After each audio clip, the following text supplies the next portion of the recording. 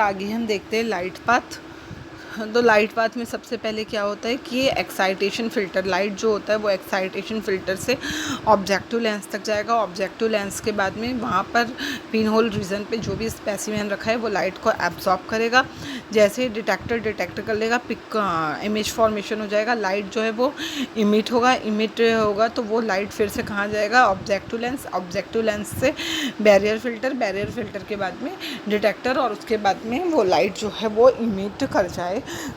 अब इसके बाद में immuno labelling for fluorescence light के लिए हम क्या क्या इम्यूनो लेबलिंग कर सकते हैं। यहाँ पे काफ़ी सारे कॉम्बिनेशंस दिए हुए हैं, तो ये आप लोग सब पढ़ लो। Block with PBST plus 5% milk में 1 आवर के लिए रखो, या सेकेंड इंक्यूबेट कर दो आप उसको किसी प्राइमरी एंटीबॉडी के साथ में जिसमें PBS प्रेजेंट हो, और उसके बाद में उसमें ब्लॉकिंग सॉल्यूशन डाल के उसको 1 से 2 घंटे के लिए रख दो। तो ये इस तरह का ये 7-8 मेथड है, तो ये आप खुद ही पढ़ ले, इसमें एक्सप्लेन करने वाली कोई चीज़ नहीं है। इसके बाद में कॉन्फोकल माइक्रोस्कोपी का यूज़ ये है कि ये इसका जो रेजोल्यूशन पावर होता है वो बहुत बेटर होता है। इसमें हम live cells, dead cells, storage cell, fixed cell किसी का भी यूज़ कर सकते हैं, और इसमें हम सीरियल ऑप्टिकल सेक्शंस का यूज़ कर सकते हैं, उसको डिटेक्ट कर सकते हैं, इमेज हमको उसका मिलता है। अब इसके बाद में लेज़र बीम, किस तरह से लाइट पास होता है। तो लेज़र बीम में क्या होता है, सबसे पहले लेज़र जो है वो एपरेचर के बाद में ऑब्जेक्टिव लेंस के बाद में जो भी पिन होल रीजन पे आपका स्पेसिमेन रखा है उसका कंप्लीट स्कैनिंग होता है। स्कैनिंग होने के बाद में लाइट जो है वो रिफ्लेक्ट बैक हो जाता है ऑब्जेक्टिव लेंस के थ्रू। उसके बाद में यहाँ पर बिम का फॉर्मेशन होता है। ये जो बिम है वो लेज़र लाइट्स के थ्रू अगेन फ्लोरोसेंट लाइट पे रिफ्लेक्ट होता है, और उसके बाद में डिटेक्टर के थ्रू यहाँ पर पिक का जो है वो डिटेक्ट की जाती है, और कंप्यूटर में हम उस इमेज को या पिक को देख सकते हैं।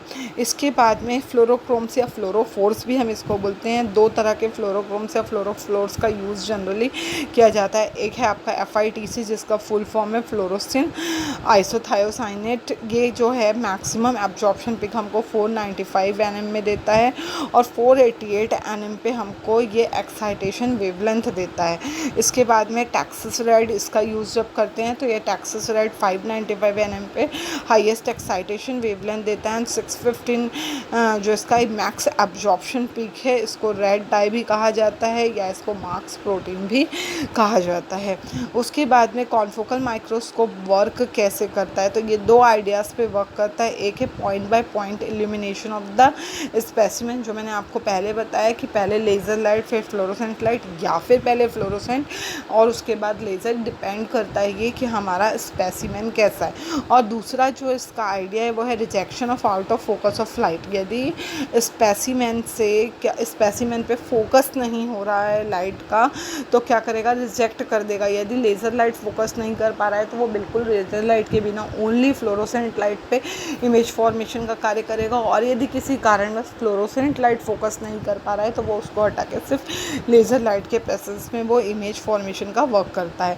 यहाँ पे लाइट सोर्स जो है बहुत हाई एंड इंटेंसिटी का लाइट सोर्स यूज़ किया जाता है, जिसके लिए जिरकोनियम आर्क लैम्प का यूज़ किया जाता है। ये भी मिंकटिस डिज़ाइन का होता है, और इसमें लेज़र लाइट सोर्स जो है वो मॉडर्न डिज़ाइन का होता है। लेज़र लाइट जो होता है वो इंटेंस ब्लू लाइट प्रोवाइड करता है, ब्लू एक्साइटेशन लाइट प्रोवाइड करता है। लाइट जो होता है वो रिफ्लेक्ट हो जाता है डाइक्रोनिक मिरर के थ्रू। अभी आपको जब इमेज देख रहे थे तब मैंने आपको कहा कि मिरर 2 होते हैं यहाँ पर। डाइकोरिक मिरर के थ्रू जो है आप लाइट जो है वो रिफ्लेक्ट हो जाता है। रिफ्लेक्ट होने के बाद में वो डायरेक्ट असेंबल करता है आपका जो स्पेसिमेन है, ठीक है। स्पेसिमेन के थ्रू स्पेसिमेन से डायरेक्ट असेंबल होता है, और असेंबल होने के बाद में स्कैनिंग मिरर्स के थ्रू स्कैनिंग प्रोसेस स्टार्ट होती है, और स्कैनिंग कंप्लीट स्पेसिमेन का वर्टिकली हॉरिजॉन्टली सब तरीके से होता है। और जब इस तरह का स्कैनिंग प्रोसेस मिरर के थ्रू चलता रहता है तब यहाँ पर क्या होता है, लेज़र लाइट से बीम का फॉर्मेशन होता है, और उसके बाद में ये जो स्पेसिमेन है ये स्कैन होने के बाद में क्या होता है, वापस अपने स्टेज पिन होल रीजन पे चला जाता है। एंड जाने के बाद में जो भी वर्टिकल एंड हॉरिजॉन्टल डायरेक्शंस में जितने भी स्कैनिंग्स हुए हैं तो हमको यहाँ पे 3 डायमेंशनल इमेज जो है वो हमको स्पेसिमेन का प्राप्त होता है। इसके बाद में डाई, ये मैं आपको पहले ही बता चुकी हूँ डाई क्या करता है। डाई या जो भी फ्लोरोफोर्स हम यहाँ पर यूज़ कर रहे हैं वो फ्लोरोसेंट लाइट को क्या करता है, एक्साइटेशन स्टेज में पहुँचाने का कार्य करता है। देखो दिया भी है, dye in the specimen is excited by the laser light and fluorescence light. तो फ्लोरोसेंट लाइट जो होता है वो ग्रीन कलर का, एंड आपका जो लेज़र लाइट होता है वो होता है ब्लू कलर का। तो यहाँ पे बीम फॉर्मेशन होता है दोनों तरह के लाइट के कारण। बीम फॉर्मेशन कब होगा, जब डाइकोरिक मिरर में स्कैनिंग की प्रोसेस स्टार्ट होगी। आफ्टर दैट लाइट का फोकस होगा पिन होल रीजन पे प्रेजेंट जो हमारा स्पेसिमेन है उस पे। उसके बाद लाइट जो है वो पिन होल रीजन से पास होगी। पास होने के बाद में डिटेक्टर में जो होगा, डिटेक्टर के लिए फोटो मल्टीप्लायर ट्यूब का भी यूज़ किया जा सकता है। तो यहाँ डिटेक्टर पे इमेज जो है वो डिटेक्ट हो जाएगा, और इमेज को देखने के लिए क्या होता है कि हमारा जो डिटेक्टर होता है वो किसी कंप्यूटर सिस्टम से अटैच होता है जिस पे इमेज फॉर्मेशन होता है। हम उसको उस इमेज को हम देख सकते हैं, न्यूमेरिकली हम उसका डेटा ले सकते हैं। और इमेज फॉर्मेशन में जो टाइमिंग लगता है वो 0.1 to 1 सेकेंड लगता है एक इमेज फॉर्मेशन में। इसके बाद कॉन्फोकल माइक्रोस्कोपी के एडवांटेज क्या क्या हैं। तो एडवांटेज इतना जो आप पढ़े स्टार्टिंग में, तो अभी तक आपको समझ में आ गया होगा कि हमको यहाँ पे डिफरेंट एंगल्स से, डिफरेंट डायमेंशन से हमको यहाँ पे पिक मिलती है। तो यहाँ पे किसी भी तरह के ऑप्टिकल एब्रिएशन का या क्या बोलते हैं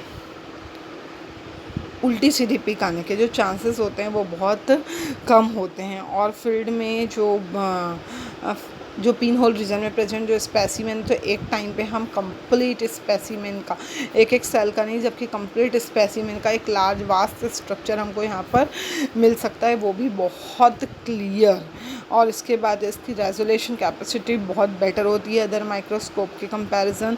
और इसमें हम लाइव या फिक्स स्टोरेज दैट किसी भी तरह के सेल्स का यूज़ कर सकते हैं। और सेम चीज़ की हम इसमें सीरियल सेक्शंस का, सीरियल थिन सेक्शंस यदि आप असेंबल करें तो एक साथ आप एक से अधिक सेक्शंस की भी स्टडी कर सकते हैं, इमेज आपको मिल सकती है। लिमिटेशंस क्या क्या है, तो रेजोल्यूशन पावर इसका बहुत अधिक होता है, लेकिन अभी तक के रिसर्चेस में ये प्रूव्ड है कि जो मैक्सिमम बेस्ट रेजोल्यूशन होता है कॉन्फोकल माइक्रोस्कोपी का वो 200 nm तक ही होता है। 200 nm तक भी हमको बहुत क्लियर पिक मिलती है। पिन होल साइज़ जो होता है, इसका पिन होल साइज़ जो है हम अपने अकॉर्डिंगली एडजस्ट कर सकते हैं, एडजस्टेबल होता है।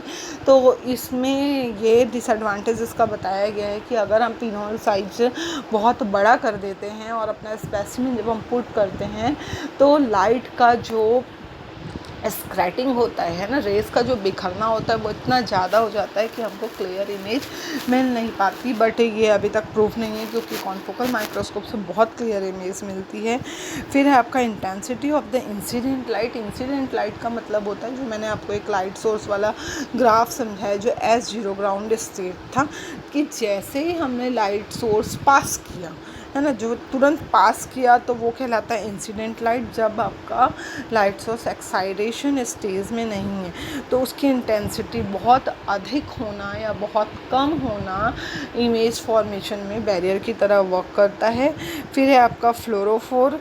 तो फ्लोरोफोर जो है, अगर आप डाई का यूज़ कर रहे हैं तो आपको किसी भी स्पेसिमेन की कौन से सेल्स की स्टडी करना है आप वो मार्क नहीं कर सकते, आपको कंप्लीट सेल की स्टैनिंग करना पड़ता है। मतलब फ्लोरोफोर से आप मार्क नहीं कर सकते कि आपको सिर्फ इस रीज़न को स्टैन करना है, आपको आपके कंप्लीट स्पेसिमेन को क्या करना होता है, स्टैन करना होता है, जिसके कारण आपका पूरा का पूरा जो स्पेसिमेन होता है वो बहुत सेंसिटिव हो जाता है।